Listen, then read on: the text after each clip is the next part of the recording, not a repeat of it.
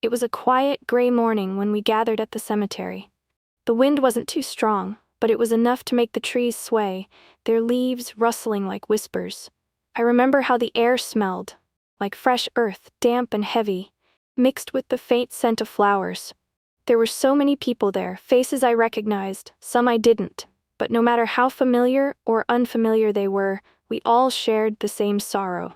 The casket was positioned at the center, draped in a white cloth, polished and gleaming, almost too perfect for the moment. I stood with my arms wrapped around myself, trying to keep it together. My heart was heavy. My best friend had just passed away. He was so full of life, always laughing, always helping others. Now, he was gone. I glanced around the crowd, eyes darting from person to person, but my attention kept drifting back to the small brown dog at the front of the gathering. It was his dog, Max, sitting right by the casket. Max was usually calm, always sitting quietly beside his owner. But today, he was restless. He wouldn't stop barking. The sound cut through the heavy silence, each bark louder and more frantic than the last. I saw the priest shift uncomfortably, looking at the dog with a mixture of confusion and concern. The others in the crowd were whispering, some trying to shush Max, others just staring at him as if he'd lost his mind. But there was something in his eyes, something urgent. It made my chest tighten.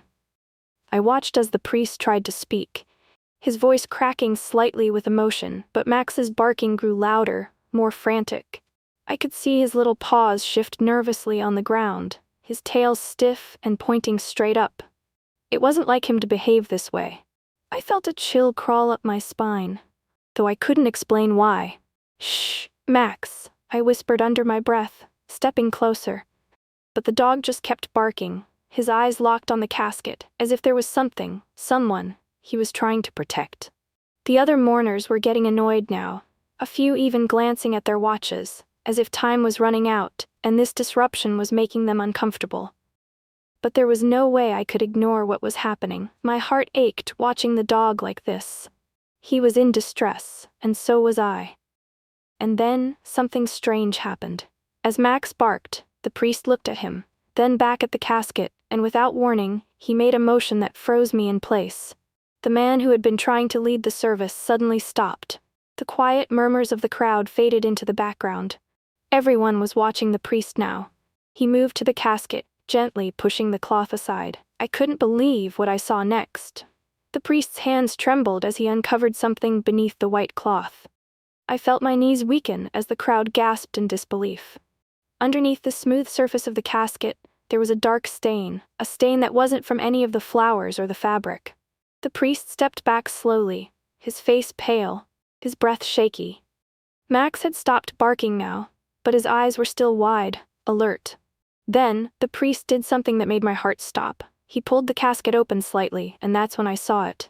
Inside, there was not just the body of my best friend, but a small folded letter tucked inside his jacket pocket. A letter that, from the looks of it, hadn't been there when I'd said my final goodbye to him the night before. I felt a cold sweat break out across my forehead. What was going on? Why hadn't anyone noticed this? Why didn't I notice it?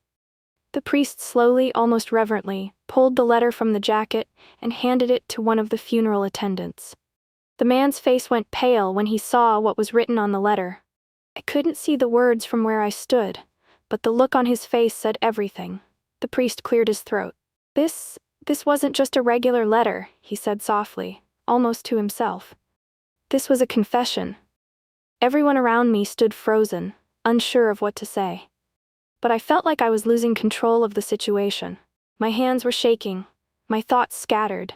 What could this confession mean? It took what felt like an eternity, but the man finally handed the letter to the priest, who then turned toward us. His voice was grave, his eyes filled with sadness as he began to read aloud.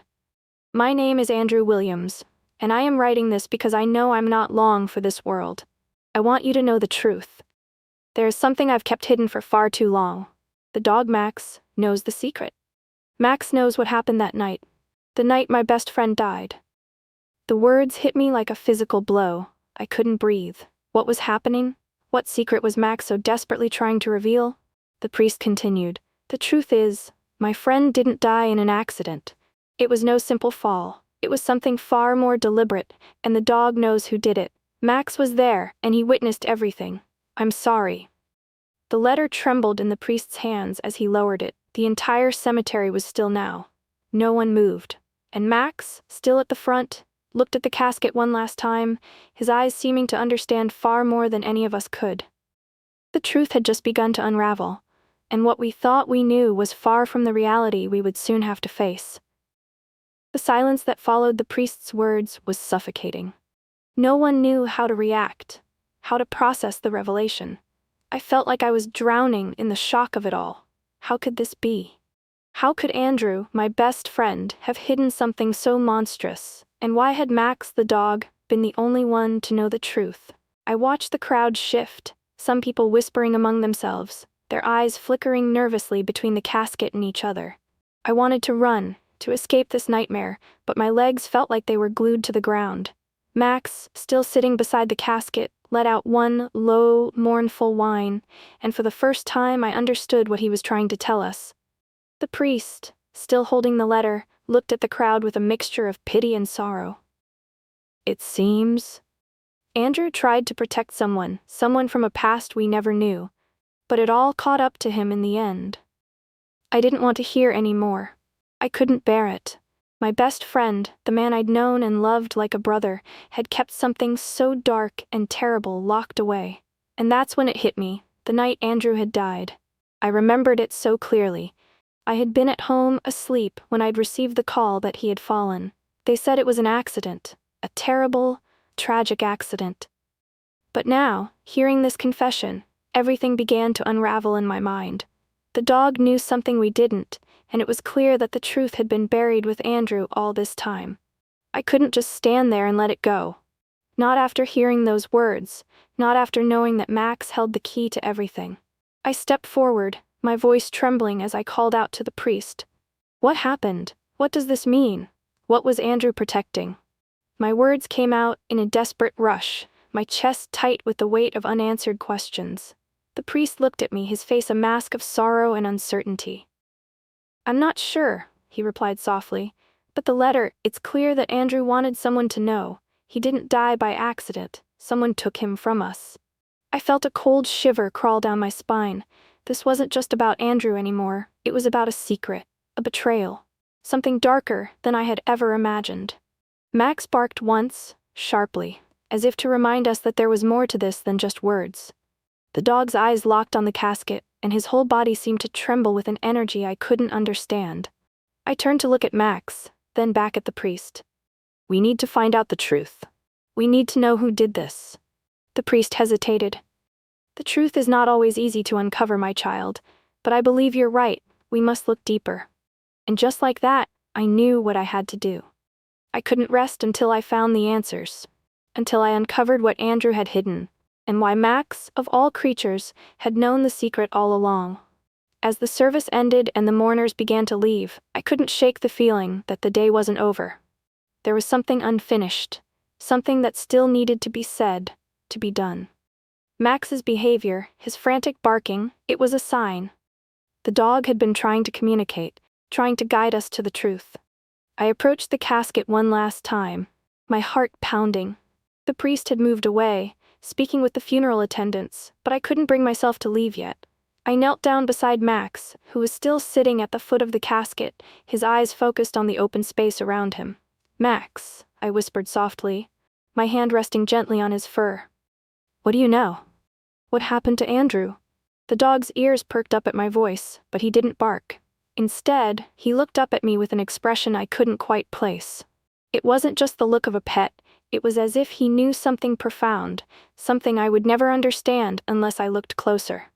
Then, without warning, Max got up, padded toward the casket, and nudged it with his nose. I gasped, my heart racing, as I realized what he was trying to show me. Something wasn't right. With trembling hands, I carefully moved the casket's lid open further, and that's when I saw it. Hidden in the folds of Andrew's jacket was another piece of paper, one I hadn't noticed before. I gently pulled it out and unfolded it, my fingers shaking. The handwriting was different this time, more frantic, more urgent. It read, "It wasn't an accident. I know who's behind it. but I'm too scared to tell anyone. The truth will come out when the time is right. Please, don't let them get away with it." I stared at the words, my stomach turning. The letter was clear. Andrew had known exactly who had taken his life, and now I had to find out who. Max sat beside me, calm now, as if he understood that the final piece of the puzzle had been revealed. And as I stood up, a new resolve filled me. I wasn't just going to let this go. Not now. Not after everything. I would uncover the truth, no matter the cost. The dog had led me here, and now I would make sure that no one could bury the truth again. The cemetery had emptied out by now, the crowd dispersing as people filed toward their cars, their heads lowered in quiet mourning. But I couldn't leave. I couldn't walk away from this without knowing what had really happened to Andrew. The words from that last letter kept echoing in my mind. The truth will come out when the time is right. What if the time had finally come? I looked down at Max, still sitting by my side, his gaze unwavering, as though he were waiting for me to make the next move. There was something calming about him now, as if he knew I would not rest until I uncovered the truth. I took a deep breath and stood, tucking the letter into my coat pocket. I couldn't do this alone. I needed answers, and I needed to speak with people who had been close to Andrew, people who might know what he'd been hiding. The first person that came to mind was Sarah, Andrew's longtime partner. They had been together for years, through thick and thin. If there was anyone who could help me make sense of all this, it was her. I grabbed my phone and dialed her number, hoping she would pick up. The phone rang 3 times before she picked up, her voice soft and tired. "Hello? Sarah, it's me. I need to talk to you. It's about Andrew." There was a long pause on the other end. "What's wrong?" she asked, her voice sharp now, like she knew something was wrong. I hesitated. "I don't know how to explain this, but there's something you need to know. Something about his death. It wasn't an accident, Sarah. Someone did this, and I think he knew who." There was a sharp intake of breath. "What do you mean? What are you saying?" "Max, the dog, he's been acting strange, and I found letters at the funeral. Confessions. Andrew knew something, and he tried to keep it hidden, but it's all starting to make sense now." "Sarah, who could he have been protecting?" I heard Sarah take a shaky breath on the other end of the line, and then she spoke, her voice trembling. "I knew something was off. I knew he wasn't telling me everything, but I didn't want to believe it. Andrew wasn't perfect, but he would never do something like this. He couldn't have." I could feel the tension in her voice, but there was something else, something she wasn't saying. "Sarah, please. You have to tell me what you know."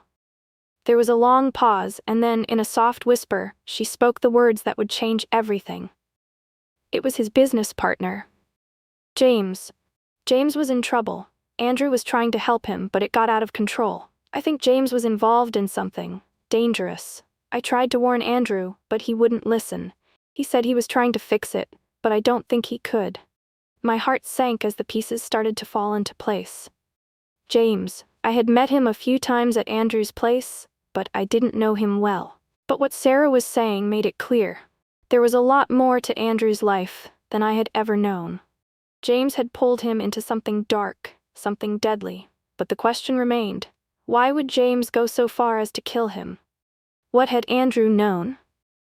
The next day, I found myself standing in front of a small, rundown office building downtown. It was where James had worked, the business that Andrew had been so heavily involved in before his death. I hadn't seen James since the funeral, and after everything Sarah had told me, I couldn't shake the feeling that he held the answers I was desperately searching for. I took a deep breath, pushing open the door to the building. The smell of stale coffee and old paper hit me immediately.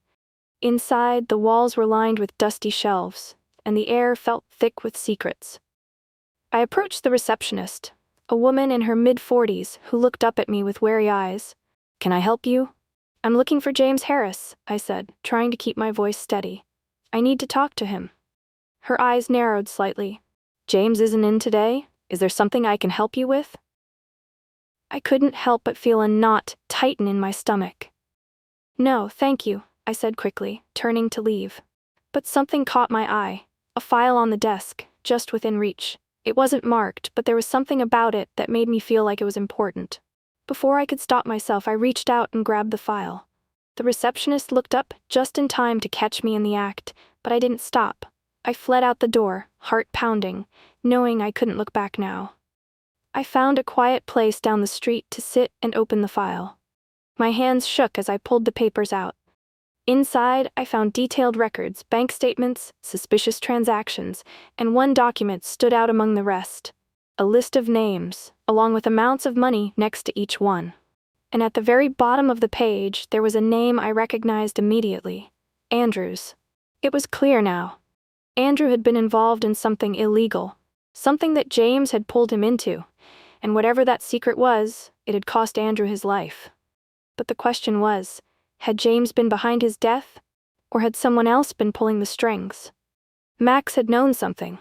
I was closer now than ever, but the road ahead was still unclear. And with every step I took, I knew there was no turning back. I sat there for what felt like hours, staring at the file. The street noises blurred around me, my mind racing, trying to process everything. The documents in front of me were a trail, one that had started with Andrew's death and led right to James, but there were still so many unanswered questions. Why had Andrew been involved in this? What had James promised him? And most importantly, was James the one who had killed him, or was he just a pawn in something much bigger? I shoved the papers back into the folder and stood up, a sense of urgency pressing on me. I needed answers, and I needed them fast. But there was still one person I hadn't spoken to, the one person who might know exactly what was going on. James himself. I had no idea where he was, but I couldn't let fear or hesitation stop me. I had come this far, and I wasn't about to let Andrew's death remain unsolved. I had to confront him. I made my way to the nearest bar, where James sometimes hung out after work. I wasn't sure if he'd be there, but it was the only place I could think of. The door to the bar creaked as I stepped inside, and I scanned the room. A few people were scattered around, drinking quietly, but James wasn't in sight. I walked to the back, hoping he might be there. Then, just as I was about to give up and leave, I saw him. He was sitting in the corner, nursing a drink, his eyes flicking over the crowd in a way that made me uncomfortable. The moment our eyes met, something shifted in the air. He looked startled for a moment, then quickly composed himself. "Can I help you?" he asked, his voice cool, almost too calm. I walked up to his table, my heart racing. "James, we need to talk." He glanced around the room, then back at me, his eyes narrowing. "About what?" "About Andrew," I said, my voice shaking but firm. "About what really happened to him, and don't try to deny it. I know everything." James's face didn't betray any emotion, but his grip on his glass tightened. "You don't know what you're talking about," he said, his tone dismissive. "Don't lie to me," I snapped. "I've seen the files, James, the money transfers, the names. You were involved in something shady and Andrew got dragged into it, but it didn't stop there, did it? You wanted him out of the way." He didn't respond immediately. His eyes darted to the door, and for a split second, I thought he might get up and run. But instead, he let out a long sigh, setting his drink down slowly. "You don't understand," he said, his voice barely above a whisper. "I didn't want him dead. I didn't have a choice. He was getting in too deep, and the wrong people. They don't care about loyalty, they just care about the bottom line." I took a step closer, my voice low. "Who, James? Who are you protecting?" He hesitated, his eyes flicking around the room nervously. "You wouldn't believe me if I told you. But I wasn't giving up. Try me." He leaned back in his chair, his face a mask of guilt. "It was never supposed to go this far. I told him to back out. I tried to warn him, but he wouldn't listen. There's a group, people with power, people with connections you wouldn't even begin to understand. And when Andrew started to ask questions, started digging too deep, they couldn't let him live." My blood ran cold as his words sank in. You mean they killed him?" James looked away, his hands trembling slightly. "I didn't pull the trigger, but I might as well have. I helped bring him into it, I helped get him involved, and now he's gone. They took him because he was a threat, and I couldn't stop it." I stood there, frozen, as his words hung in the air. I wanted to scream, to demand more answers, but instead, all I could do was feel the weight of the truth crushing down on me. Andrew had been caught in something bigger than any of us had known, and now he was dead because of it. James hadn't been the killer, but he was just as guilty. I need to know who did this, I said, my voice barely above a whisper. I need to know who gave the orders. Who wanted Andrew dead? James's face twisted in regret, but there was something more behind his eyes, something darker. I can't tell you that, he said, his voice thick with fear. I wish I could, but I can't. I can't risk it. You have no idea what they'll do if you dig too deep. I took a step back, my mind racing. So that's it? You're just gonna let them get away with it? I'm trying to protect you, he said quickly, his voice desperate. You don't understand. These people, I don't care about protecting me. I cut him off. I care about finding the truth. I care about justice for Andrew. James went silent. For a long moment, he just stared at me, then sighed heavily. I can't help you anymore, he said quietly. But you're right about one thing. The truth will come out. Just be careful. With that, he turned away, leaving me standing there, with more questions than answers. I left the bar with a burning sense of frustration, the weight of everything that had just been said pressing heavily on my chest. James had confirmed it. Andrew's death hadn't been an accident. It had been a cold, calculated move to silence him. And while James hadn't been the one to kill him, he was involved in something much darker, something far beyond what I could handle on my own. As I walked down the street, my phone buzzed in my pocket. I pulled it out, heart pounding when I saw who it was. Sarah. Did you find out anything? She asked, her voice laced with worry. I took a deep breath, trying to steady my nerves. I know what happened, but it's worse than I thought. Andrew got caught up in something dangerous, Sarah. Something that went way beyond us, and now he's dead because of it. I could hear Sarah's breath catch on the other end. What do we do now? I paused, my mind racing. Now we make sure they don't get away with it. We bring the truth to light. But even as I said the words, I knew that doing so would put us both in grave danger. The people behind Andrew's death were powerful, and if they thought I was close to the truth, they wouldn't stop until they silenced me too. But there was no turning back now. I had to finish what Andrew had started. I had to make sure his death wasn't in vain. The days that followed felt like I was caught in a whirlwind, every moment heavy with tension, like I was walking on a razor's edge. I couldn't go back to my old life. Andrew's death, the lies, and the danger all hung over me like a shadow. But I couldn't stop either. Not now. I kept thinking about what James had said. The people Andrew had gotten involved with weren't the kind of people you just walk away from. The more I thought about it, the more I realized that I wasn't just looking for justice anymore. I was looking for survival. I tried to reach out to Sarah, but she was gone. Her phone went straight to voicemail every time I called, and I couldn't help but feel a pang of fear in my chest. Was she in danger too? Had she been taken? Or was she just scared and hiding from the same people who had killed Andrew? I couldn't be sure, but it was only a matter of time before I found out. In the meantime, I kept digging. James had told me the truth, but there were still too many pieces missing from the puzzle. Who exactly were these people? And what were they capable of? I kept returning to the file I'd taken from James's office, reading it over and over, hoping that some hidden detail would jump out at me. I still couldn't shake the feeling that there was something important in those names. Those transactions. But I couldn't make sense of them alone. I needed someone with more experience in this world. Someone who knew how to navigate the dangerous undercurrents that I was only beginning to understand. It was late one night when I got the call.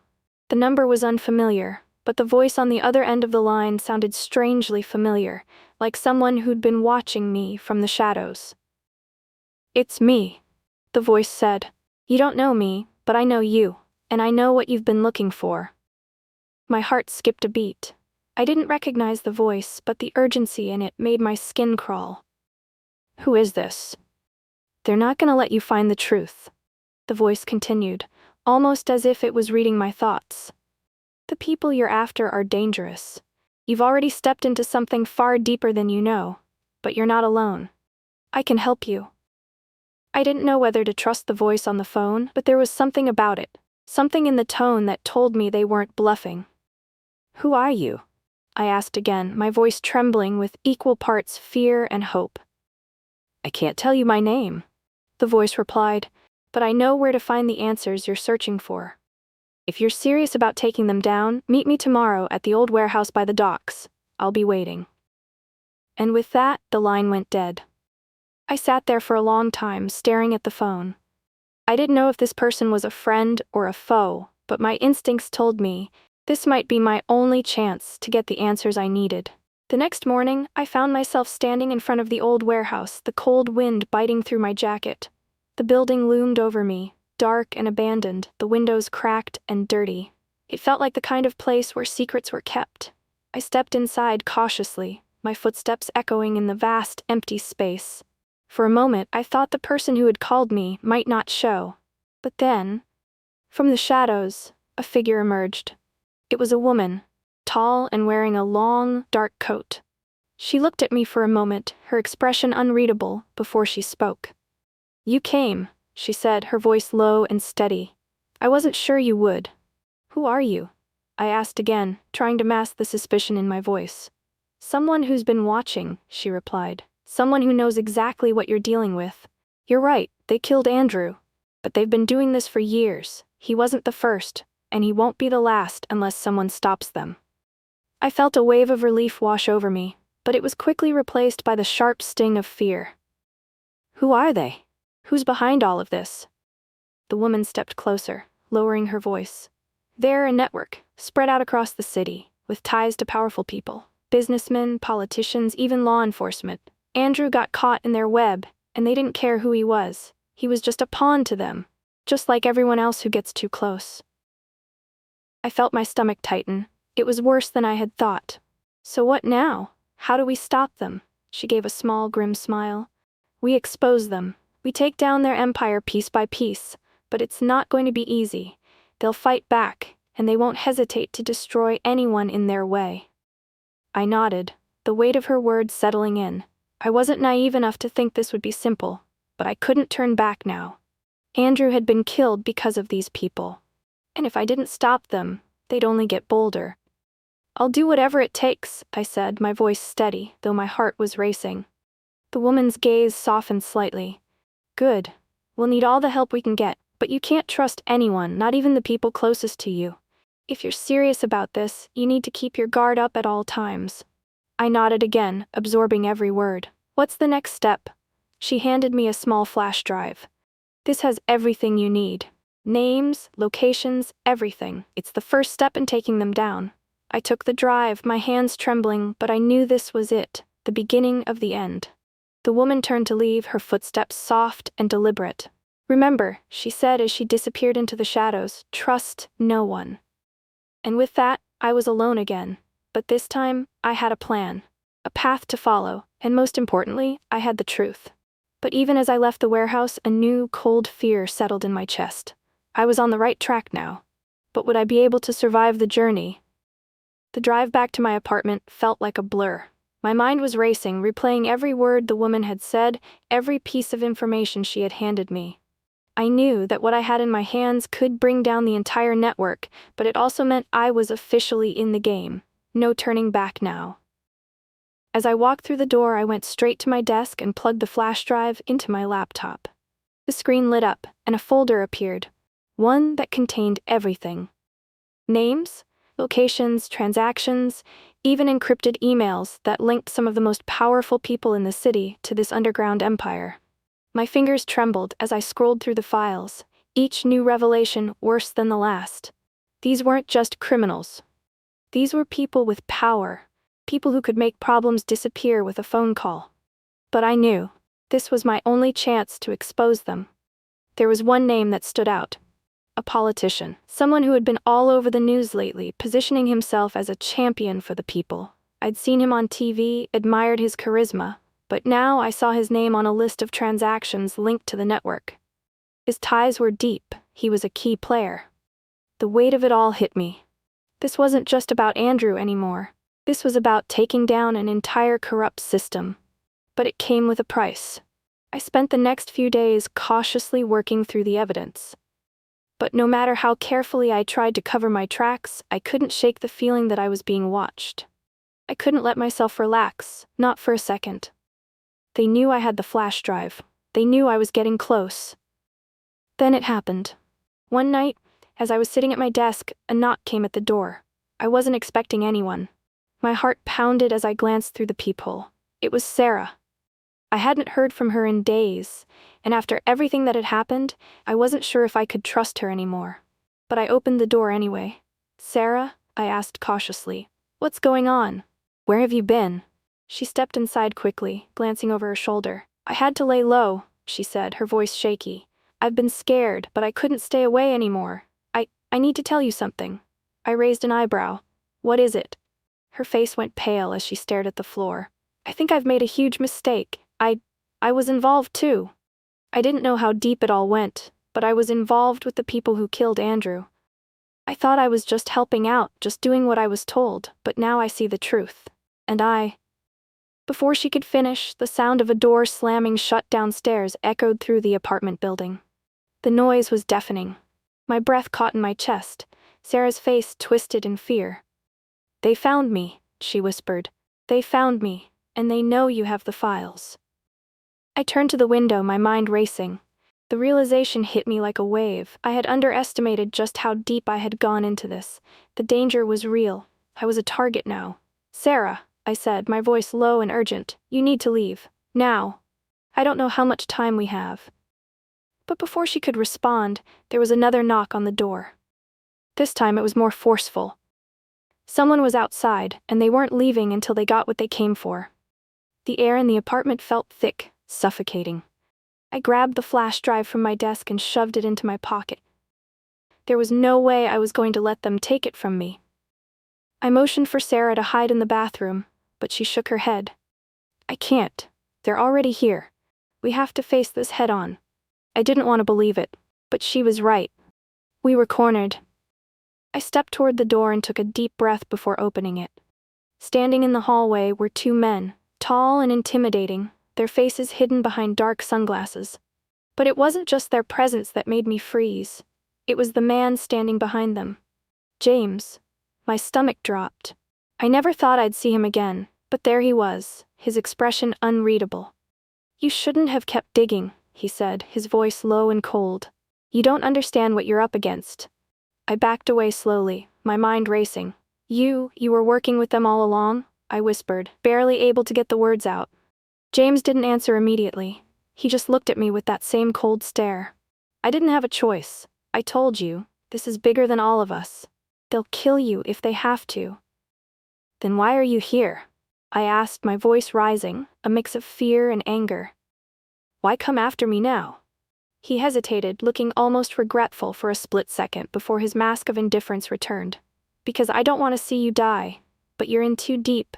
There's no way out." I turned to Sarah, who was standing behind me now, her face pale. I could see the fear in her eyes, but there was something else too. Guilt. I wasn't sure what happened next, but I knew I had no choice but to make a stand. "James," I said, my voice stronger now, "if I'm going down fighting, and I'm taking them all with me." The air was thick with tension, and for a moment, everything was still. But then James's eyes flicked toward the two men behind him. "You should have left when you had the chance," one of the men said, stepping forward. I took a step back, clutching the flash drive in my hand. My thoughts raced, and for a brief moment, I was ready to give up, to hand everything over. But then, the memory of Andrew, his face, his voice, flashed before my eyes. He didn't deserve to die for nothing, and neither did I. With a swift motion, I turned and ran, grabbing Sarah's arm as I rushed toward the back door. The men followed, but I had a lead. I wasn't going to make it easy for them. We burst into the alley, running as fast as we could, my heart pounding. There was only one way out, one chance to end this. But I couldn't do it alone. We had to make them pay. As we disappeared into the shadows, I felt the weight of what I was about to do. I was crossing a line I could never return from, but there was no other choice. The truth had to come out. Thank you so much for joining us on this incredible journey.